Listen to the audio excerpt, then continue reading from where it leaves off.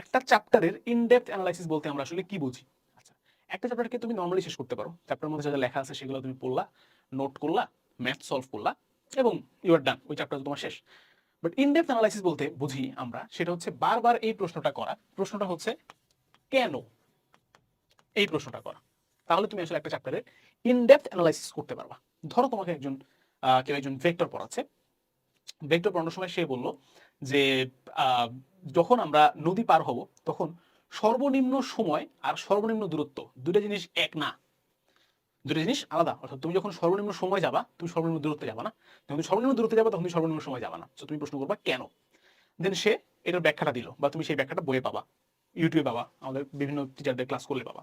তারপরে সেই ব্যাখ্যার মধ্যে গিয়েও তুমি যদি আরো জিজ্ঞেস করো যে এই জিনিসটা কেন হচ্ছে, ততক্ষণ পর্যন্ত আমরা কেন কোশ্চেনটা করতে থাকবো যতক্ষণ না পর্যন্ত আমাদের সমস্ত কিছু জানা না হবে। অনলি এই কেন স্ট্র্যাটেজি ফলো করলে তুমি যে কোনো চ্যাপ্টারের যে কোনো সাবজেক্টের ইন ডেপথ অ্যানালাইসিস করতে পারবা। এবং আমি পার্সোনালি এটা করতাম, আমি এখনো করি। আমার ইঞ্জিনিয়ারিং পড়াশোনাতেও আমি বারবার নিজেকে প্রশ্ন করার চেষ্টা করি যে কেন এটা হচ্ছে, সেটা যে যে সাবজেক্টই হোক, যে কোর্সই হোক।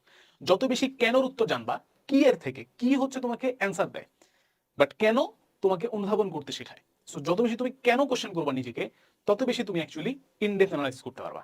কলেজের পরীক্ষাগুলো যেহেতু প্রশ্ন কঠিন হয়, তোমার যদি ইন ডেপথ অ্যানালাইসিস না থাকে তুমি আসলে সব প্রশ্ন ঠিকমতো অ্যান্সার করতে পারবা না। So you need to have in depth analysis power.